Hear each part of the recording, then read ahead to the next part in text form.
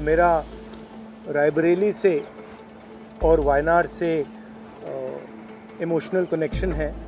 इसीलिए मैं आपके सामने आके डिक्लेयर कर रहा हूँ कि दोनों एक तो रायबरेली सीट रहेगी और वायनाड में भी वो प्रियंका जी रहने से वहाँ के लोगों को भी एक हिम्मत मिलेगी।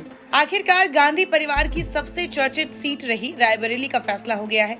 राहुल गांधी ने फैसला किया है कि वो रायबरेली सीट से सांसद बने रहेंगे और वायनाड सीट से उनकी बहन प्रियंका गांधी उपचुनाव लड़ेंगी। असल में इस बात का ऐलान कांग्रेस अध्यक्ष मल्लिकार्जुन खड़गे ने सोमवार को एक प्रेस कॉन्फ्रेंस के जरिए की है। इस ऐलान के समय राहुल और प्रियंका दोनों मौजूद रहे। दोनों ने भी अपनी बात रखी। राहुल गांधी ने कहा कि भाई बहन दोनों मिलकर रायबरेली और वायनाड की जनता की सेवा करेंगे। कांग्रेस अध्यक्ष मल्लिकार्जुन खड़गे ने सोमवार को मीडिया बातचीत में स्पष्ट किया कि राहुल गांधी रायबरेली से सांसद बने रहेंगे। वहीं उन्होंने उनके वायनाड सीट छोड़ने की घोषणा तो की ही, साथ ही ये भी कहा कि प्रियंका गांधी वायनाड से उपचुनाव लड़ेंगी। इस दौरान उन्होंने प्रियंका गांधी के एक पुराने स्लोगन लड़की हूँ लड़ सकती हूँ का प्रयोग करते हुए कहा कि वो वायनाड से उपचुनाव लड़ेंगी। इस तरह कांग्रेस ने एक ही दिन में दो बड़ी घोषणाएं की है। एक तो राहुल गांधी का निर्णय कि वो रायबरेली से ही सांसद बने रहेंगे और दूसरा कि कांग्रेस ने वायनाड उपचुनाव के लिए अपना प्रत्याशी भी उतार दिया है। आपको बता दें कि लोकसभा चुनाव 2024 में कांग्रेस के नेता राहुल गांधी ने 2 सीटों रायबरेली और वायनाड पर जीत हासिल की। कांग्रेस अध्यक्ष मल्लिकार्जुन खड़गे के आवास पर सोमवार को सोनिया गांधी और राहुल गांधी की बैठक हुई। इसके बाद मल्लिकार्जुन खड़गे ने कहा कि राहुल गांधी वायनाड से इस्तीफा देंगे और रायबरेली सीट अपने पास रखेंगे। प्रियंका गांधी वायनाड से उपचुनाव लड़ेंगी। इसे लेकर कांग्रेस पार्टी की तरफ से प्रियंका गांधी को शुभकामनाएं। इसीलिए मैं आपके सामने आके डिक्लेयर कर रहा हूँ कि दोनों एक तो रायबरेली सीट रहेगी और वायनाड में भी वो प्रियंका जी रहने से वहाँ के लोगों को भी एक हिम्मत मिलेगी कि राहुल गांधी जी यहाँ से छोड़े तो भी वो छोड़ के तो जाने वाले नहीं है, छोड़े तो भी प्रियंका जी उन्होंने एक ये स्लोगन दिया है।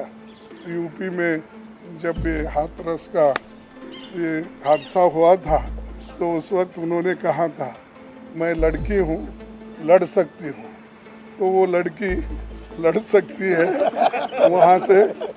और हमारे पार्टी की तरफ से मैं उनको धन्यवाद देता हूँ क्योंकि बहुत कठिनाई में भी उन्होंने हमारा साथ दिया और मैं बहुत ही उनका आभारी भी हूँ क्योंकि उन्होंने इतनी कोशिश करके एक तो उत्तर प्रदेश में बहुत सी जीत दिलाई, दूसरे जगह जो हम खोए हुए सीट थे अमेठी उसको पुनर्जीत उन्होंने किया और राहुल जी के सीट पे भी उन्होंने बहुत मेहनत की और वो भी हमको जिताया। मेरा रायबरेली से और वायनाड से इमोशनल कनेक्शन है।